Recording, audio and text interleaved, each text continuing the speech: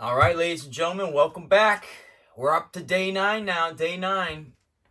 40 days of 4VKM, episode 9, and this is a big one. This is a very emotional episode, to say the least, and on multiple reasons, which I'll do my best to explain here today. So the video came out on July 17th, 2020, and I started in the first episode saying that a lot of times the dates that I would choose to release the videos, they almost felt like, just something I had to do in a lot of instances.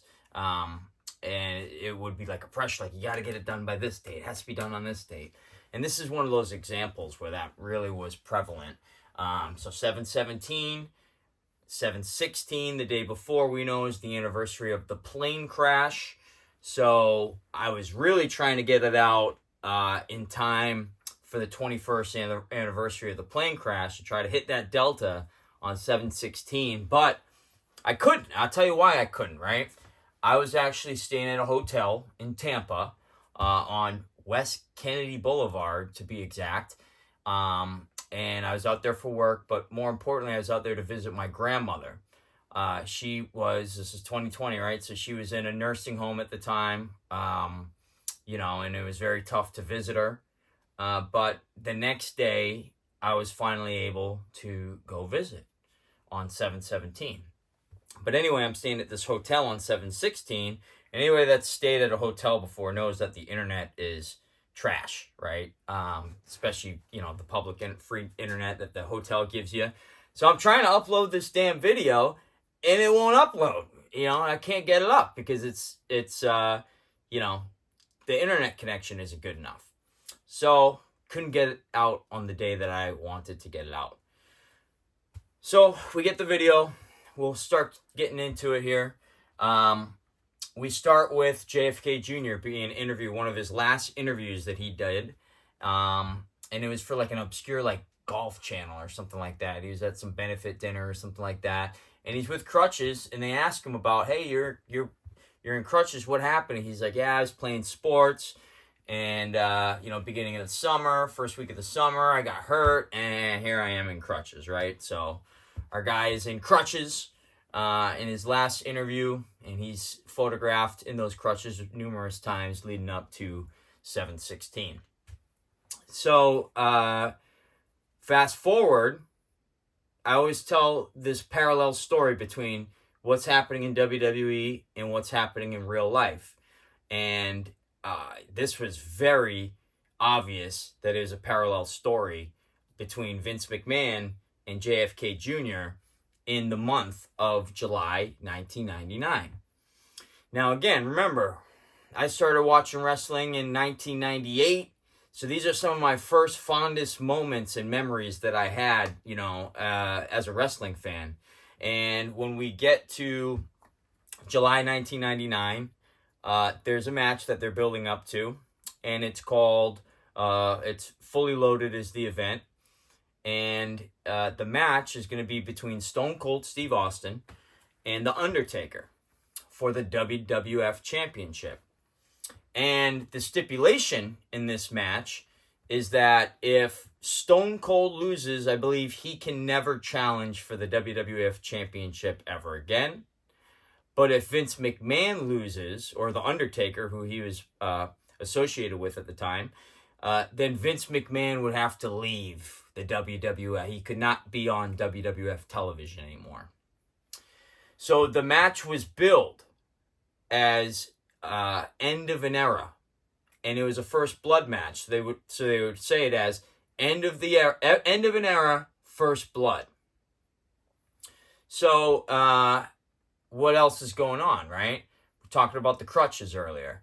So you have on July 4th of that year, right? So just 2 weeks before, Vince McMahon on July 4th is reported to have gotten in a motorcycle accident where he fell off his bike. And if you find the news article, how fast was he going? He was going 45 miles per hour. He's lucky to be alive, right? That's still pretty damn fast, right? And then he landed on it. I think he injured his tailbone, they said. And, 45 miles per hour. POTUS 45, right? Remember Trump hosted WrestleMania 4 and 5. Followed 45 on Twitter, including Vince. So there's a lot of 45 connections there. But anyway, the 45 mile per hour stuck out. But then ultimately what ends up happening? Vince ends up on crutches. Just like our guy, right? So Vince is on crutches during the same period. Junior's on crutches.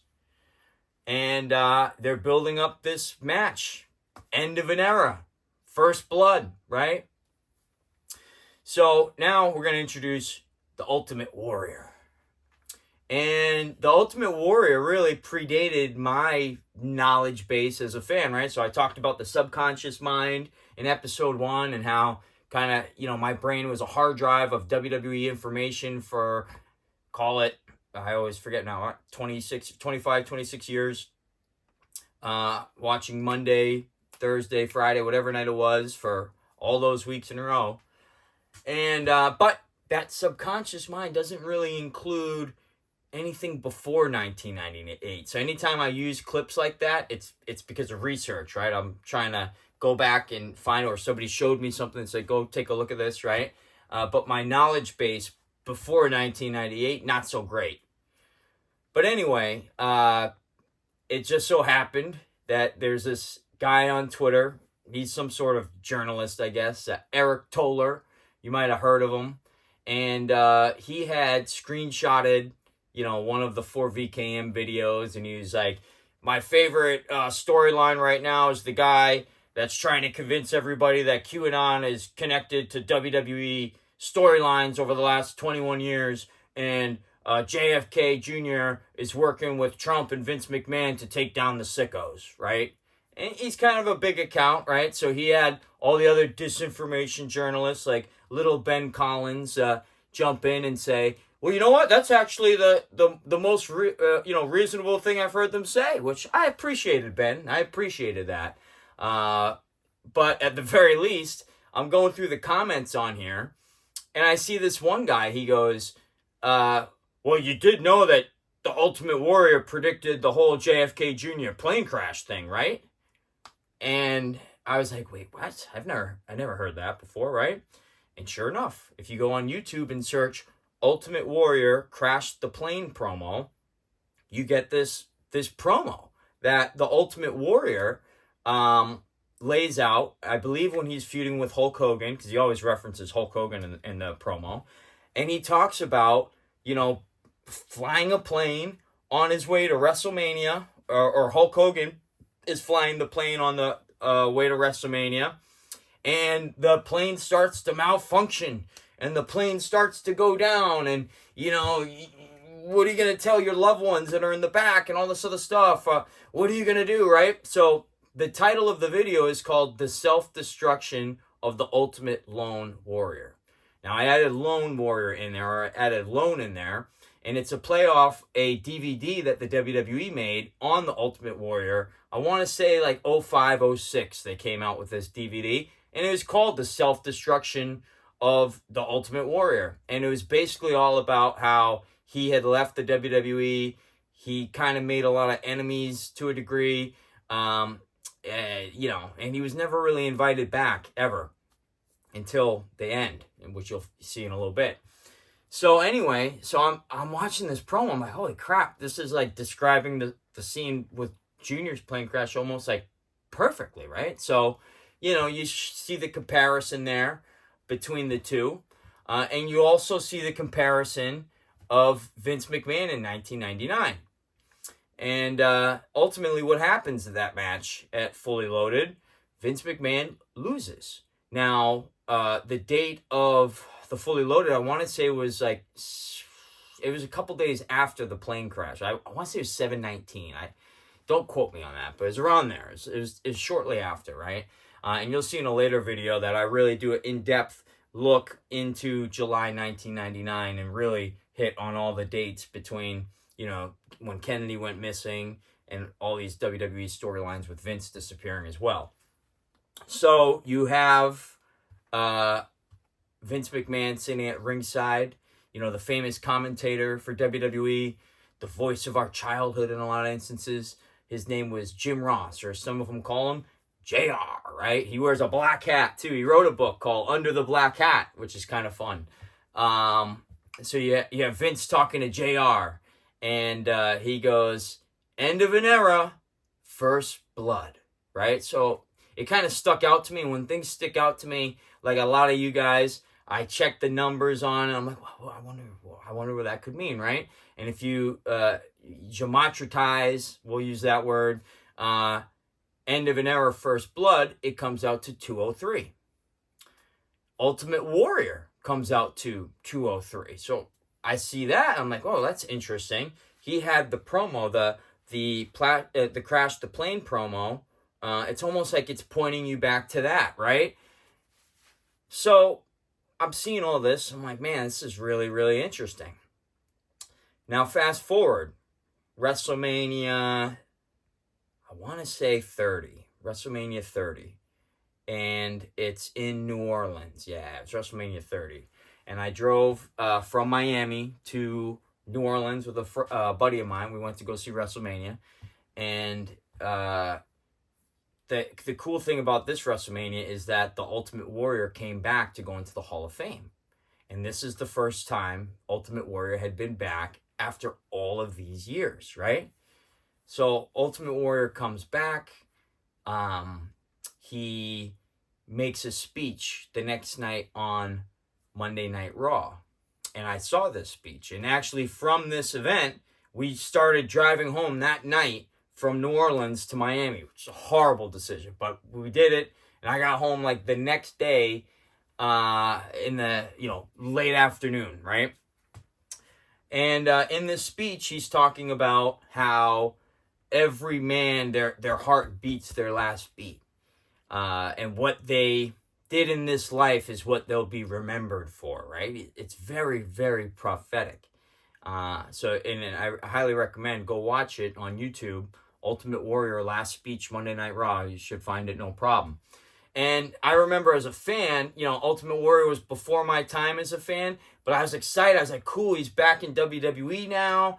That would be awesome if he's around more, if he does more appearances like this. And it's kind of like a new generation of Warrior fans to a degree. So I get home the next day, and, we left right from Monday Night Raw the night before.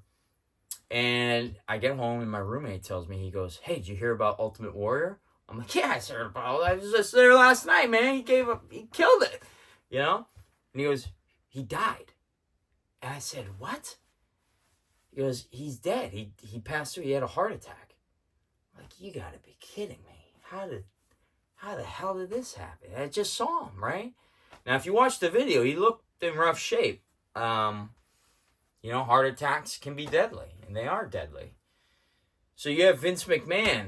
He kind of gives a speech to the WWE Universe on YouTube and kind of celebrating the Ultimate Warrior and talking about how great he is and how he'll be missed. And one of the phrases that he uses is he talks about how his face paint. He was known for his colorful face paint and his tights and armbands. Right? He's a very colorful character, right?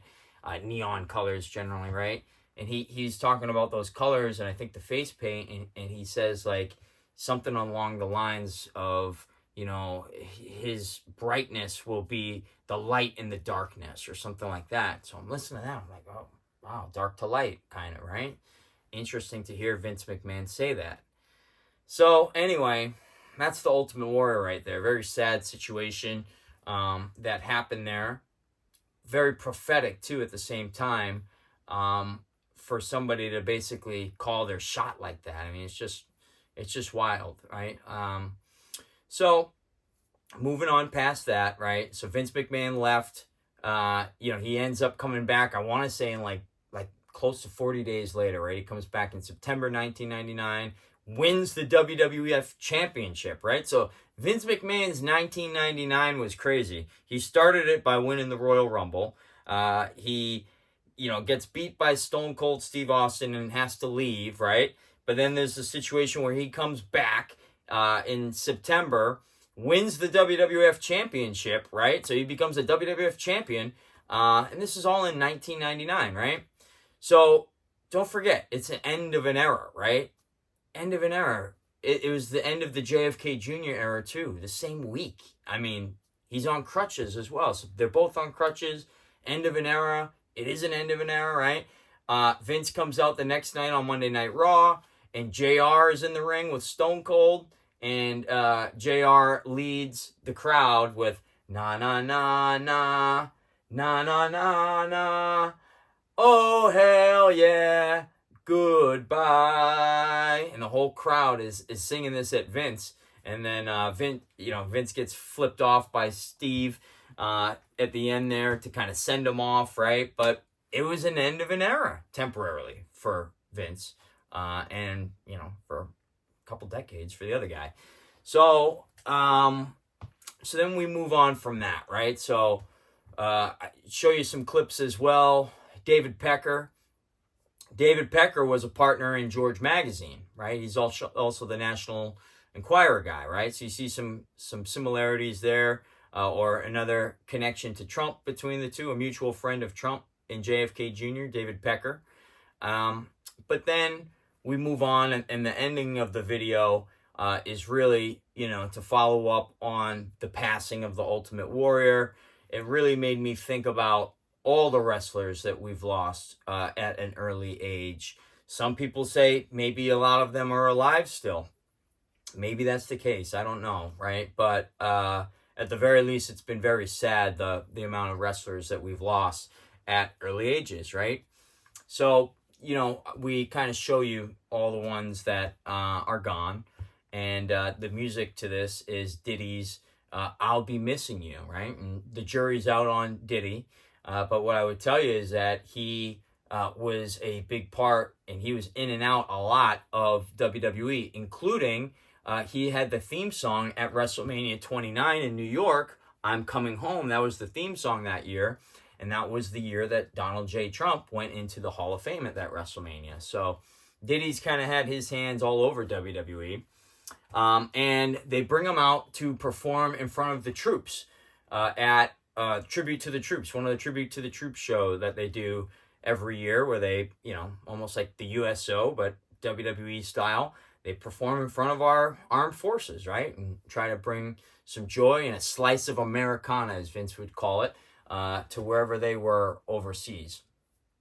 So the thing that caught my attention with this clip is as Diddy is out on the stage, kind of starting out before he goes into the song, you have couple service members, right? They bring out a American flag, and they set it up, boom, right there. And it made me think about, if you guys remember that X account, that Twitter account at the time, the John F. Kennedy Jr. one that has 3 N's, right? And then I think his avatar was the presidential seal. And then his banner picture was, same looking American flag with the gold fringe on it, and outside like a limo that also had the presidential seal on it, right? So that reminded me then, think about when President Trump, the first time you ever saw him wear a mask, right, during the China virus. His mask, it had the presidential seal on it, right? He went and did a event in South Dakota, and he had the presidential seals big on the screens, just like that account. Right now, he's the president, right? So it's a seal, he could do that. But, he didn't really highlight that a lot, right? But during this period, he did a lot. So, we show that a little bit. We show all the wrestlers who lost us, or who we lost through that period. We get to a part with our RFK Jr., right? So he's been in a couple episodes at this point, right? This is years before he's announced he's running for president. But we're talking a little bit about his work with the Jabski. And we're also showing some pictures of him with his cousin, JFK Jr. We, for the first time, show the clip of the touch your nose if JFK Jr. is alive. If you're not familiar with that, take a look at the video. But basically, there's a Instagram chat going on, and somebody keeps saying in the chat, like, hey, touch your nose if JFK Jr. is live. And I mean, it's unmistaken. He touches his damn nose, right? So you see that clip. At the same time, too, there's these wrestlers in NXT, and they're called the Forgotten Sons, right? Interesting name, because it's almost like America forgot about those two sons, RFK Jr. and JFK Jr. So it's almost like they are the Forgotten Sons, right? Now, all of these guys, interesting thing about that is that they were all former veterans, right? They were all, I believe Marines. I think they were all former Marines, these three guys. And the leader, Jackson Riker, who was a gunner, and that's actually his other wrestling name in the other companies was Gunner. He made a pro-President Trump tweet during the pandemic. I think actually during the whole summer of love, we like to call it, in 2020, when the country is burning down. And it was a very pro-Trump tweet. And the sensitive snowflake wrestling fans didn't like it. And so they all just attacked him, right? And just, that whole community just, attacks him. And it kind of got him in trouble with WWE. Anything that they were doing with him. They used him a little bit afterwards, but it definitely probably set his career back, to say the least. Now, the good part, I don't know if it's the good part, but Donald Trump Jr. actually retweeted his message of support and was like, hey, man, really appreciate you speaking out for that. Kind of keep your head up for all that. We appreciate your support. So that's the one good thing for Jackson there that happened. But for the most part, they were the Forgotten Sons. And when I think about that phrase, I think America forgot about these two Forgotten Sons that we like to talk about. So, we show you all this. And it kind of leads up at the end, with all these deceased wrestlers just celebrating their life. They're all in Valhalla now, as we like to call it. These are warriors, right? And they all played a pivotal part, right? Like Roddy Piper, he's in it. And one of his last tweets was, They Live is not a movie, it's a documentary, I think he said, right?